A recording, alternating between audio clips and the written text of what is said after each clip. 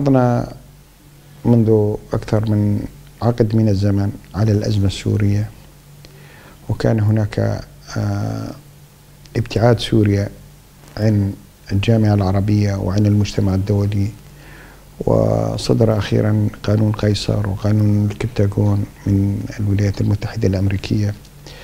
لكن ما لاحظناه هذا الضرر كان على الشعب السوري ليس على الحكومة السورية، وزيادة الضغوط هي نتيجة هذه الأعمال يتحملها الشعب السوري وهذه العباءة. كذلك الزلزال الأخير الذي حدث في تركيا وسوريا زادت الآلام والأوجاع السوريين في هذه المرحلة.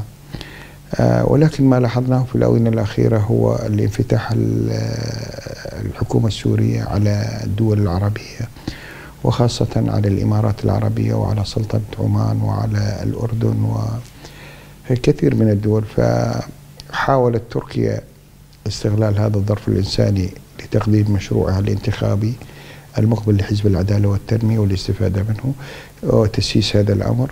لكن من المحصلة نجد أن الشعب لم يستفيد من هذا، إنما استفادت هذه السياسات لصالح الحكومة. كذلك الحكومة السورية هذا المشروع الإنساني أو الدعم الإنساني للمتضررين والمنكوبين بحادثة الزلزال أدى زيادة معاناة الشعب السوري، ولكن تحكم الحكومة السورية بالمعابر وتحكمها بإيصال المساعدات لمستحقيها كان بالنسبة للحكومة السورية استغلاله لمطلب سياسي وانفتاحه على الدول العربية.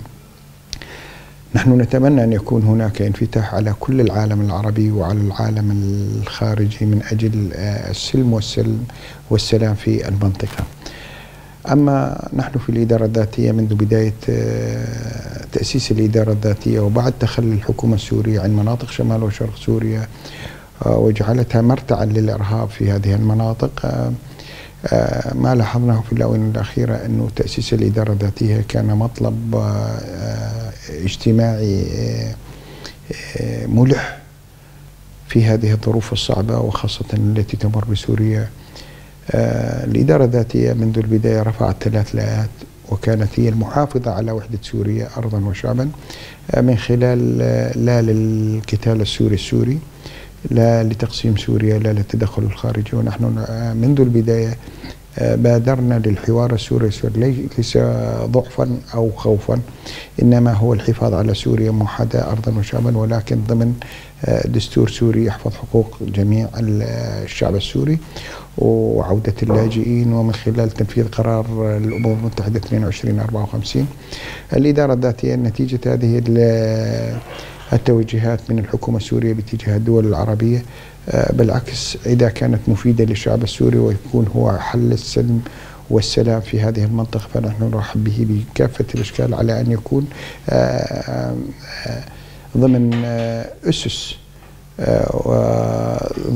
دستورية وفق قرارات الأمم المتحدة 2254. الإدارة الذاتية ترحب بكل عمل إنساني إن كان من الدول العربية أو من خارج الدول العربية لإنهاء الأزمة السورية وإنهاء معاناة السوريين، على أن يحفظ كرامة الشعب السوري. نحن في الإدارة الذاتية منفتحين على الحوار مع الحكومة السورية دائما، وقلبنا مفتوح مع كافة الأطراف إن كانت تركيا وإن كانت المعارضة وإن كانت الحكومة السورية وأي مكان، فنحن منفتحين على الحوار، ولغة الحوار هي السائدة فيما بيننا. لكن من حقنا الدفاع عن أنفسنا عندما يكون نتعرض لهجوم أو ابتزاز خارجي. فالإدارة الذاتية من خلال وجودها السياسي والعسكري والتنفيذي والعدالة الاجتماعية، فنحن جاهزون للحوار مع كافة الأطراف التي تريد الحوار والحل السلمي. نحن نرحب بالحوار مع الحكومة السورية على أسس أن يكون هناك اعتراف بمكتسبات الإدارة الذاتية وفق المبادئ التي يقررها القرار 2254. 2 الإدارة الذاتية ليس لها أي أطماع انفصالية أو توجهات أخرى، إنما توجهها نحو وحدة سوريا أرضا وشعبا، وهذا ما لاحظناه وكل العالم لاحظه. أول مرة القوات السورية الديمقراطية لم تحارب سوى الإرهاب. 2 هي ودائما وتطالب بالحوار السوري على الأرض السورية. 3 أن يكون دستور سوري يحفظ حقوق جميع المكونات وعلى أساس المواطنة في سوريا متفق عليه. الإدارة الذاتية قدمت ما به لكل هذه الحلول، لكن الرفض من جانب الحكومة السورية والرفض من بعض الدول الإقليمية التي تؤثر على القرار السياسي في الحكومة السورية أبعد هذا الحوار عن مجراه.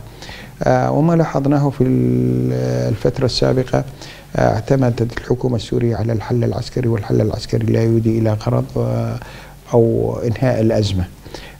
لا ينهي الأزمة سوى الحوار ولغة العقل وعلى مبدأ المواطنة والتساوي والعدالة الاجتماعية.